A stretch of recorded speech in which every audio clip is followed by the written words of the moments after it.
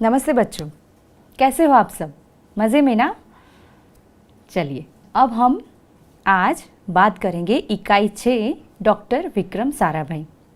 हमने पिछले एपिसोड में देखा, इकाई को अच्छे से पढ़ा और उसे समझा भी, और आज हम स्वाध्याय की प्रवृत्ति करेंगे। इसके पहले मैं आपसे एक प्रश्न पूछना चाहती हूँ, आप उसका उत्तर दें। प्रश्न मेरा ये है कि आप ऐसे किस वैज्ञानिक को जानते हैं जो हमारे राष्ट्रपति भी रह चुके हैं? बहुत सही जवाब, आपने पहचान लिया। जी हाँ, doctor APJ Abdul Kalam sir. वो हमारे महान वैज्ञानिक भी थे और हमारे राष्ट्रपति भी रह चुके हैं। बच्चों, आपको पता है डॉक्टर विक्रम साराभाई ने अहमदाबाद में वीए साराभाई स्पेस सेंटर की स्थापना की थी। इस स्पेस सेंटर की स्थापना का उद्देश्य ये रहा कि बच्चे ज़्यादा से ज़्यादा विज्ञान के प्रयोगों को करें और उनका उत्साह विज्ञान में बढ़े। आपको पता है, असंख्य बच्चों ने इसका लाभ लिया है। वह अहमदाबाद में स्थित है और कई बच्चों ने वहाँ जाकर कई प्रयोग भी किए हैं। तो बच्चों, आगे बढ़ते हैं और हम अभी स्वाध्याय के प्रश्न देखते हैं। यहाँ पर हम देखेंगे, निम्नलिखित शब्दों को सही क्रम में रखकर वाक्य बनाइए। शब्दों को देखेंगे, कलाबाजियाँ, लोक विज्ञान, है, बालक, होकर, यशस्वी, अनुसंधान, करते, किया, वो, दिया, योगदान, में, गठन, बड़ा, के पर, विकास, अहमदाबाद, भारतीय, की, केंद्र, का, मैं, जब, थे। यहाँ पर हम सब देख सकते हैं कि वाक्य के जो भी शब्द हैं वो यहाँ सही क्रम में नहीं दिए गए। तो हमें यहाँ क्या करना है? अच्छे से शब्दों को ढूंढकर हमें सही वाक्य लिखना है। तो पहला वाक्य क्या होगा? आप सब अच्छे से ध्यान से देखिए और मुझे बताइए। भारतीय अनुसंधान केंद्र का गठन किया। थोड़ी परेशानी ज़रूर होगी, लेकिन आपको ध्यान देकर वाक्यों को यदि लगे तो आप पाठ्यपुस्तक में भी देख सकते हैं। भारतीय लोक विज्ञान केंद्र अहमदाबाद में है। भारतीय अनुसंधान विकास में यशस्वी योगदान किया। आगे देखते हैं, वो जब बालक थे तभी कई कलाबाजियाँ करते थे। इस प्रकार आपको शब्दों को ढूंढकर सही वाक्य बनाकर अपनी हिंदी की कॉपी में अभ्यास और स्वाध्याय के सभी प्रश्नों के उत्तर अच्छे से लिखना है। तो बच्चों, अब देखते हैं स्वाध्याय की दूसरी प्रवृत्ति। निम्नलिखित एकवचन शब्दों का बहुवचन बनाकर वाक्य में प्रयोग कीजिए। देखते हैं, यहाँ शब्द दिया गया है लड़का, जिसका बहुवचन में शब्द होता है लड़के। अगर हम बात करें किसी एक लड़के की, जैसे कि लड़का जा रहा है, और अगर उसे बहुवचन में वाक्य बनाना है तो हम बोलेंगे दो लड़के जा रहे हैं, या फिर लड़के बाजार जा रहे हैं। तो इस प्रकार हम एक वचन में लड़का तो उसका बहुवचन क्या करेंगे? लड़के। इसी प्रकार दूसरा शब्द देखते हैं, किताब, यानी किताबें। किताब मेज पर पड़ी है, और अगर हमने बहुत सी किताबें देख ली तो किताबें मेज पर पड़ी हैं, यानी एक ही वस्तु हो तो किताब, और अगर ज़्यादा है तो वो बहुवचन कहलाएगा और उसका हो जाएगा किताबें। अन्य शब्द देखते हैं, नदी। मेरे गांव के पास नदी है, नदी हमारी माता है। और अगर इसे हमें वचन परिवर्तन करना है तो हम करेंगे नदियाँ। नदियों का पानी समुद्र में मिल जाता है। नदी हमारी माता है, नदियाँ भारत की शान है। नदियाँ हमें जीवन देती हैं। इसी प्रकार अन्य शब्द देखेंगे, माली। आपने देखा बच्चों, इसका बहुवचन में भी माली ही रहेगा। माली, बाग में माली काम कर रहा है।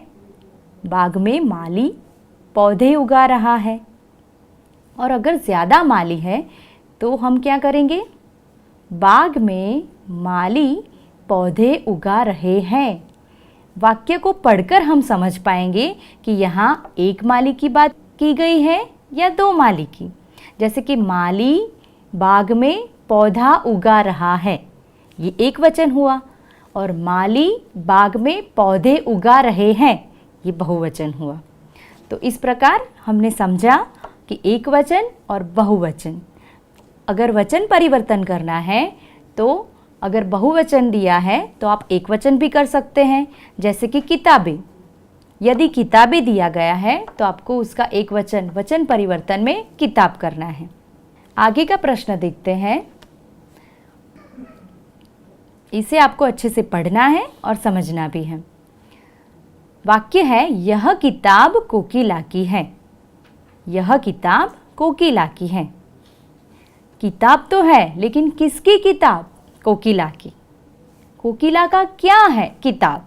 तो यहाँ पर हमें प्रश्न का उत्तर मिल रहा है कि किताब किसकी है? कोकिला की है।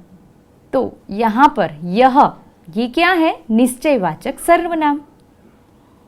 उसके बाद में दरवाजे पर कोई है।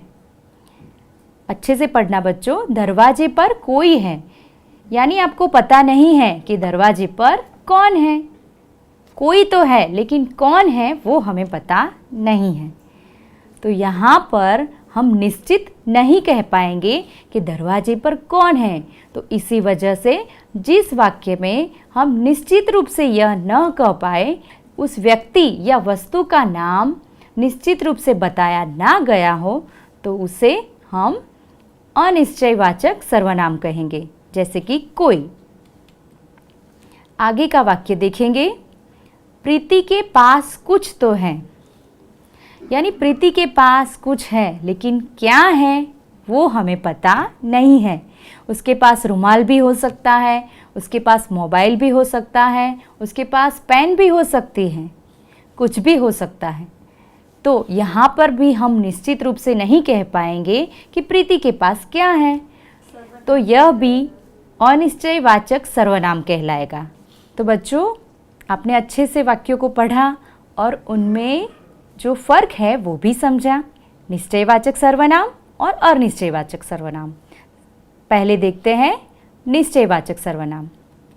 हाँ, इसकी अगर व्याख्या हम देखें तो समझे, जिस सर्वनाम के द्वारा किसी पास या दूर की वस्तु या व्यक्ति का निश्चित रूप से बोध करवाया जाए, उसे निश्चयवाचक सर्वनाम कहते हैं। जैसे कि पहले और दूसरे वाक्य में हमने देखा कि यह किताब कोकिला की है। तो यहाँ पर निश्चित रूप से हमने जाना कि हाँ, यहाँ पर सर्वनाम है और वो निश्चित है, इसीलिए हमने निश्चयवाचक सर्वनाम कहा। आगे इसके उदाहरण भी देखेंगे, जैसे कि वह किताब रमेश की है। किताब तो है, लेकिन किसकी? रमेश की। तो इस प्रश्न का उत्तर भी हमें मिल गया कि रमेश की किताब है। तो इसीलिए वह निश्चयवाचक सर्वनाम कहलाएगा। उसी प्रकार यह परेश का घर है। घर तो है, लेकिन किसका? परेश का। तो यहाँ पर ये निश्चयवाचक सर्वनाम कहलाएगा। अनिश्चयवाचक सर्वनाम, जिस सर्वनाम के द्वारा किसी वस्तु या व्यक्ति का निश्चय न हो, तब अनिश्चयवाचक सर्वनाम कहते हैं। जैसे कोई, कुछ। हमने तीसरा और चौथा वाक्य देखा, जिसमें था दरवाजे पर कोई है। कौन है वो हमें पता नहीं है। उसी प्रकार प्रीति के पास कुछ तो है। निश्चित रूप से हम इन दोनों वाक्य में नहीं कह सकते कि उनके पास क्या है, दरवाजे के बाहर कौन है। इसी वजह से यहाँ पर कोई और कुछ अनिश्चयवाचक सर्वनाम कहलाएंगे। इसके और उदाहरण भी देखेंगे। दरवाजे पर कोई खड़ा है, दरवाजे पर कोई आया है, ये भी लिख सकते हैं।